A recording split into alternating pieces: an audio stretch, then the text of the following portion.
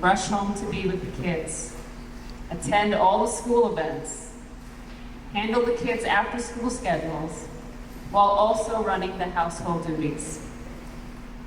I was the daughter that called my parents often to check on their health and help with life logistics. I was a homeowner of a beautiful home with a white picket fence, had financial security and the many luxuries of life.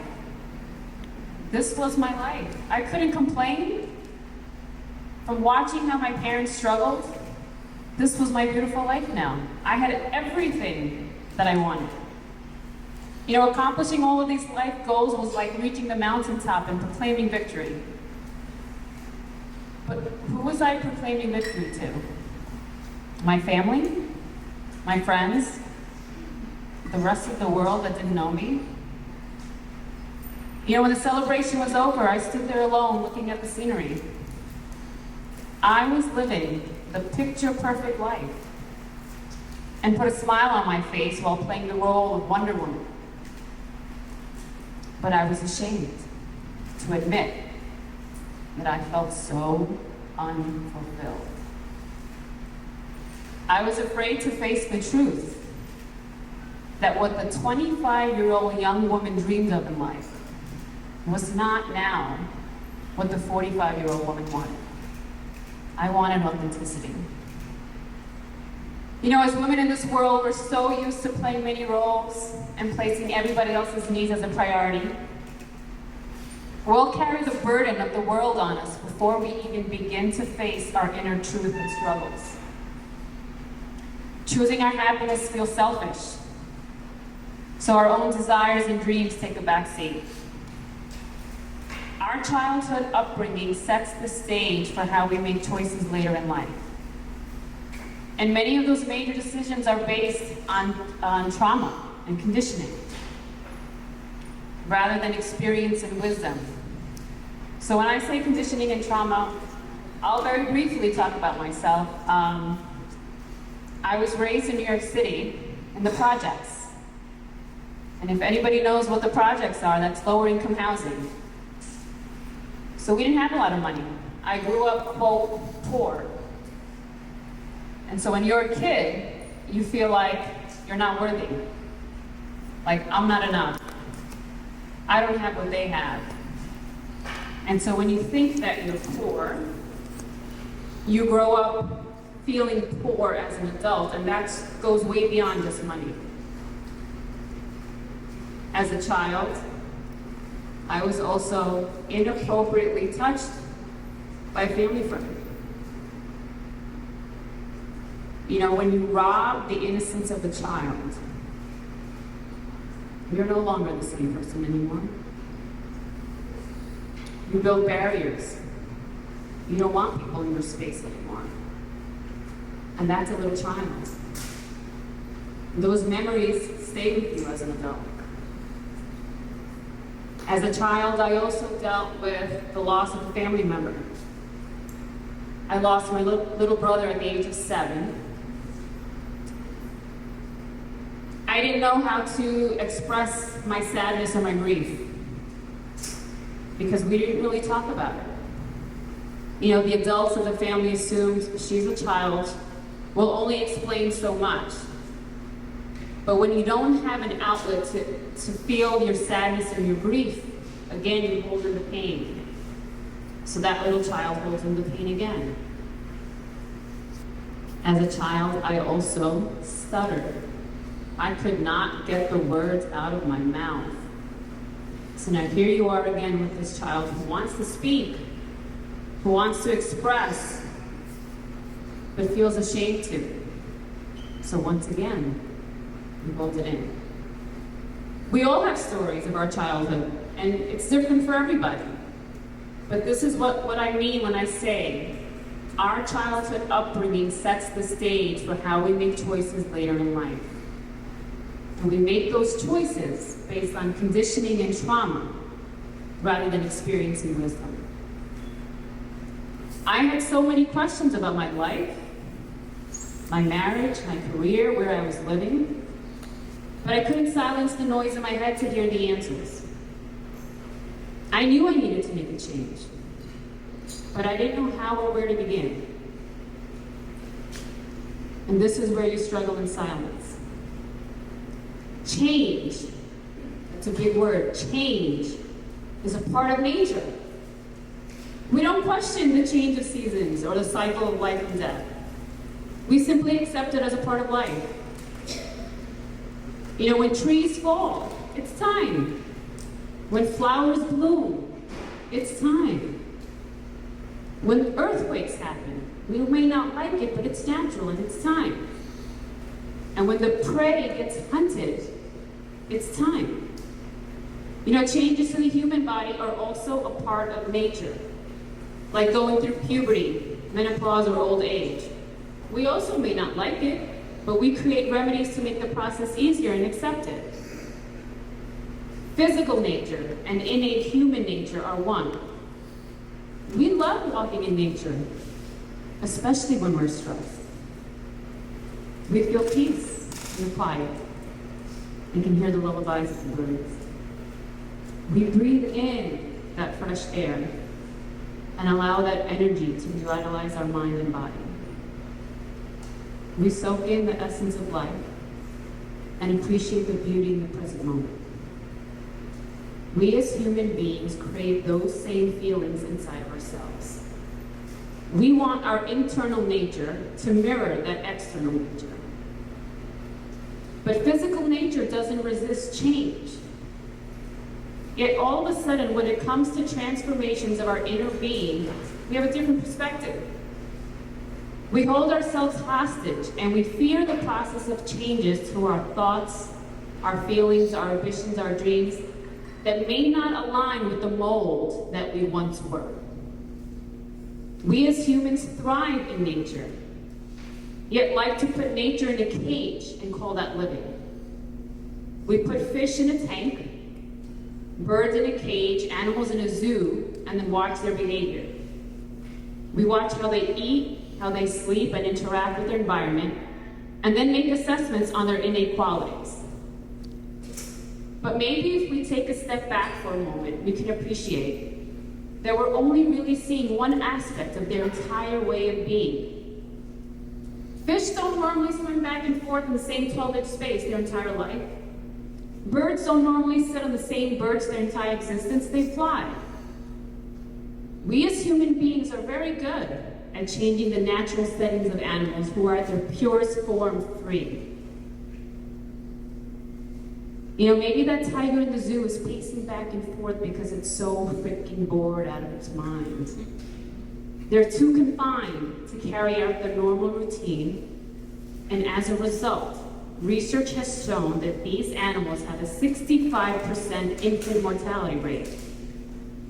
Behavioral biologists at the University of Oxford have found that, quote, wide-ranging animals don't like their freedom compromised, and as a result, they die young, they don't reproduce, and they show bizarre and repetitive behaviors. I'm going to say that again.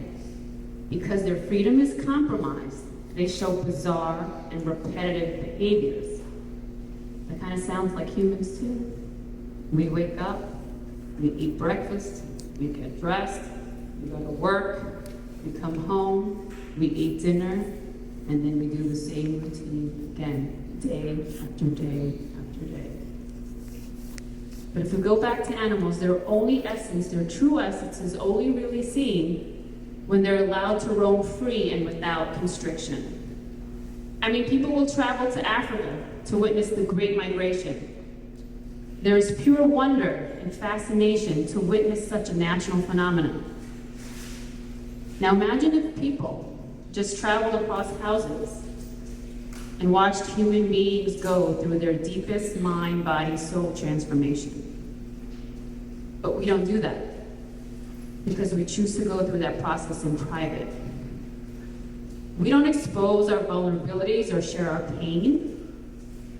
And as a result, people go through very major but common life experiences feeling like they're the only ones going through it. We have, as humans, have placed ourselves in invisible borders and certain rules of behavior. We created our own man-made cage and then call that normal and natural.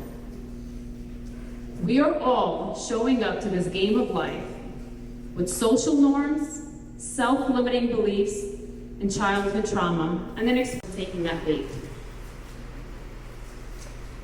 I stood on the edge of that cliff for many years, unable to make a decision and jump.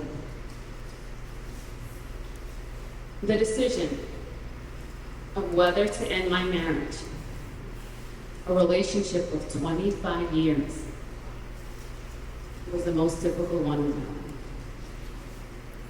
I retreated back from the edge many times. I wasn't ready. Even though I knew my marriage had come to a close, there was so much guilt in making myself a priority and choosing my happiness. I knew that what felt good to me was not going to feel good to everyone else.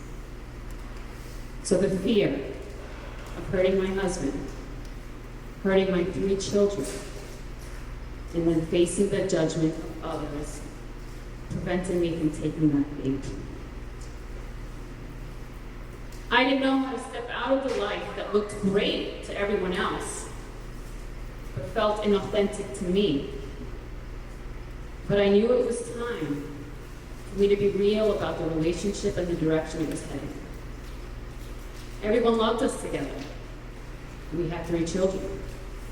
We had financial security. We had the picture-perfect life. But there was a gradual disconnection. And why any relationship goes through a disconnection, there's a laundry list that we all can talk about, but I'm not here to talk about that. But there was a gradual disconnection. And the marriage felt more like a cohabitation, like a habit, rather than a complete mind, body, soul union. And for some, that's okay. There's no judgment. But for me, staying in the comfort of the norm became suffocating. And fear was holding me back from admitting that I wanted something different. You know, when 2 people are in a relationship, it's like a dance. It takes many moments of practice, adjustment, and patience to dance together as one. But what happens when the dance changes? When one person is doing the cha-cha and the other person is doing hip-hop, there are a lot of missteps. You try your best to make it work, and hopefully it does. But at some point, if it doesn't, you have to be honest about how it makes you feel. 1 million people can think you're the best dance duo ever. But if it doesn't feel that way, what's the point of the dance? A decision has to be made. There's no right or wrong to that decision. Because remember, it's a part of our nature to grow, learn, and move forward. Not everybody is meant to be at the same pace because some people may take longer to learn some parts of the dance than others. You don't have any control over their steps. You only have power over yours. When fear keeps us stuck in our internal prison, our lives then become a mirror to that caged animal in the zoo. When staying in the mold of norms becomes suffocating, and freedom is the only way to breathe and thrive, it's time to do what you think you can. It took 1 million deaths and inner work to finally rebirth that woman that can let go of the fear of being alone, to let go of judgment, to let go of not knowing what the future holds, to finally jump off the edge of that cliff. Yes, ending a marriage, switching lifelong careers, moving to a new home, or ending some deep relationships can feel like a bomb explosion. But just because it's painful doesn't mean it's wrong. Because you're sad about the change doesn't mean it's not one that's meant to happen. Because your decision affects loved ones doesn't mean you're being selfish. There's a big difference between selfish and self-love. Being afraid of the future is not the reason to stay stagnant. Because when you outgrow something, that feeling is very hard to ignore. Change that forces us to feel discomfort is perhaps one of the greatest teachers of our lives. You know, when you leave an old job and you take on a new one, you often accept the changes that come along with it, like saying goodbye to some of your colleagues or having to relocate the family to a new state. When you outgrow a home and you move into a new one, you're excited for the change, but you still have some sadness and some fond memories of the old house where your child took their first steps or where you had so many fun family gatherings. Outgrowing something takes time. Similar to a butterfly emerging from a cocoon, it takes many contractions and constrictions to emerge, but the process follows the natural order of life. Yes, it may be uncomfortable, but it's needed to grow. You know, when a child falls and cuts his knee, you often put a Band-Aid on it to stop the bleeding. But at some point, you have to take the Band-Aid off to allow the process of healing to continue. Yes, you feel the sensitivity and see the scab form. And then you watch the scab fall off. That process isn't pretty. It hurts. But it follows the natural course of the body healing. And then when you look back, you may see some scars form and remember how the injury happened. But it doesn't hurt the same way anymore. Through my own wounds, I found freedom. Mine were open now for everyone to see. I no longer had to be something I was not. I could finally shut the roles and just be myself. The change that I thought would be the death of me was actually the one that resuscitated me. It sparked a new joy and brought me back to life.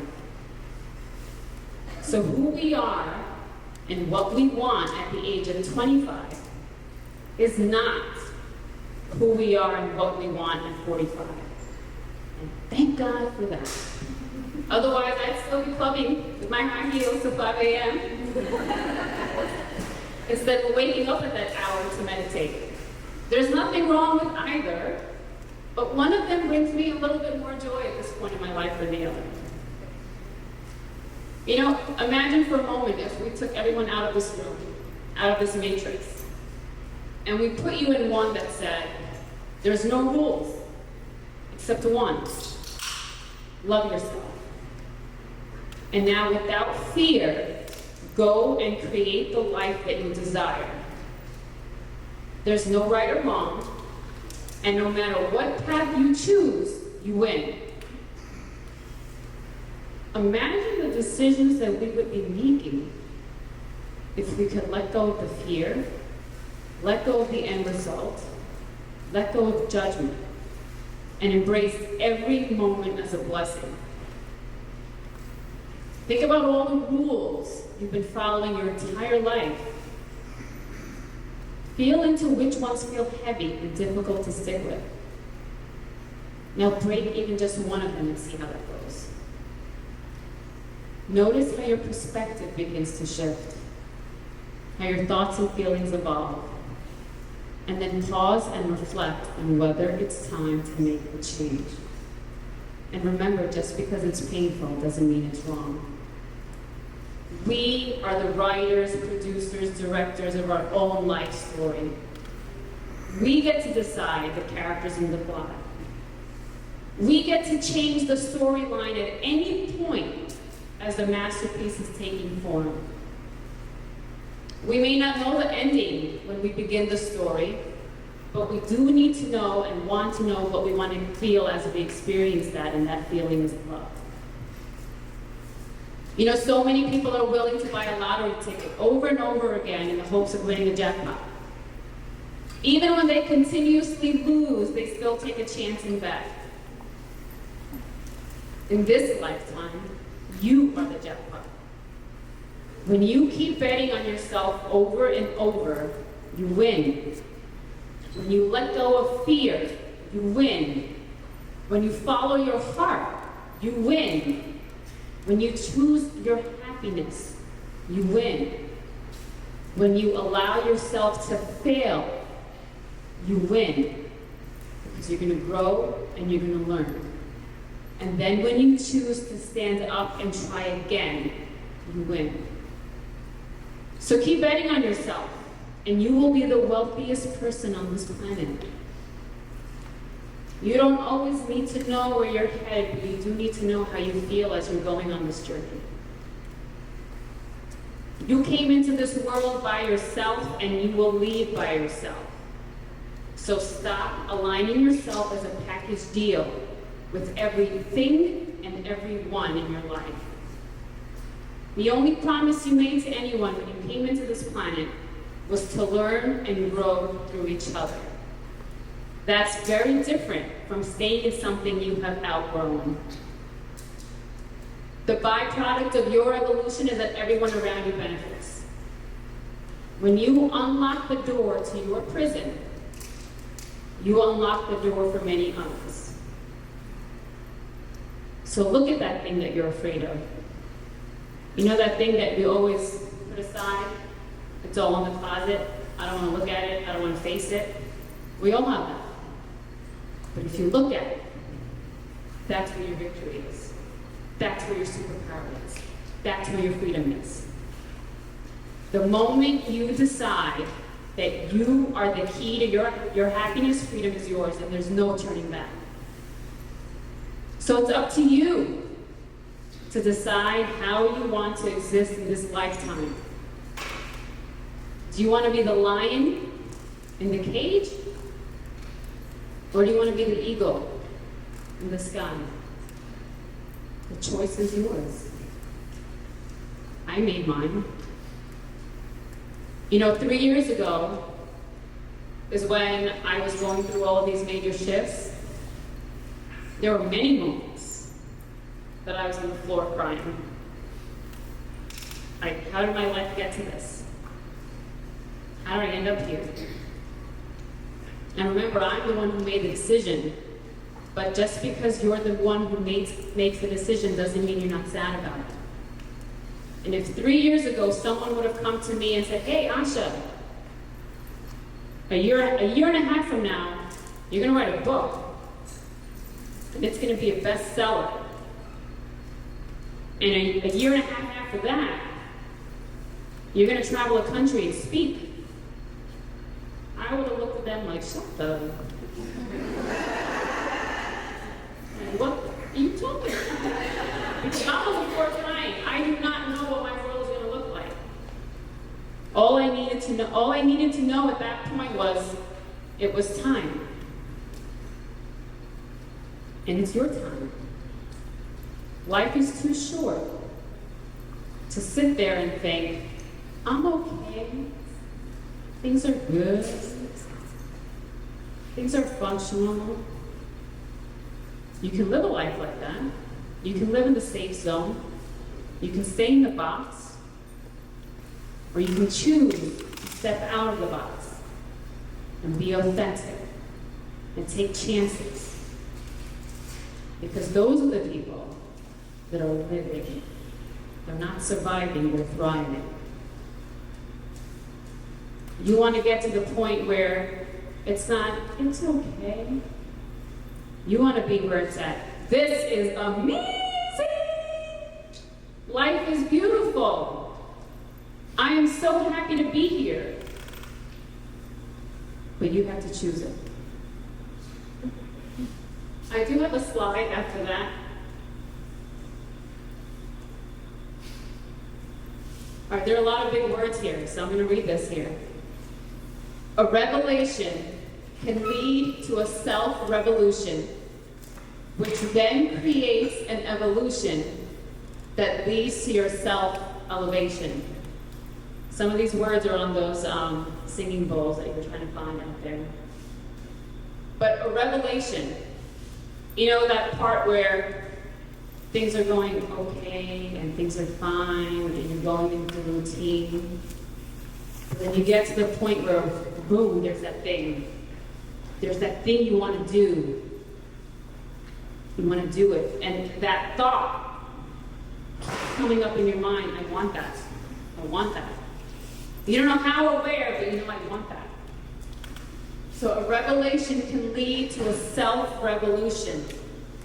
Revolution, like the Revolutionary War, the battle. Now that you want that thing, the battle starts. The battle now is between your heart and your mind. You want it, but then your mind keeps telling you the self-limiting beliefs. I'm not good enough. I'm not pretty enough. I'm not smart enough. I don't know how to do it. I'm going to fail. Don't bother. Just be happy with where you're at. That battle, that war, continues for a long time for some people. For a very long time for some people. And when you are in that, that creates an evolution. That's where the change starts to happen. Because now that you know that you want something, and you want to try to get it, and you don't know how, you are no longer the same person. You have now gone through a million deaths in that battle to make that change start to happen. And then that leads to your self-elevation. As you start going through these changes, and remember, like I said, change isn't easy. Sometimes it is, many times it's not. As you start working on yourself, as you start going into those dark spaces that you didn't want to go through, you start self-elevating. And when you finally surrender, and you let go of the battle, and you allow your heart to lead before you let your mind take over, that leads to your freedom. Can we get the next slide up? This is what everybody wants. Who doesn't want that? We all want that for ourselves. So before you can help anyone, this is like in the beginning when Dr. Graves was speaking, before you can help anyone, before you can help your family, your children, and everybody else who relies on you for so many things, set yourself free first. Like, you know, when you're on the plane, and they go over the instructions with the oxygen mask, and they tell you, put the mask on yourself first before you put it on your child. And your instinct is, no, I gotta help them. You are no good to anybody else if you can't even breathe yourself. So what I'll say to you today, life is amazing. Life is beautiful. The energy in this room, I mean, you can see how happy and excited everybody is here today, for these few days, because there's love here. Yeah, there's a lot of fighting going on, but who cares about that? There's a lot of love here. And let that lead you. And then everything else will take over after that. You're amazing people, and you're going to live your best life. Thank you so much for having me.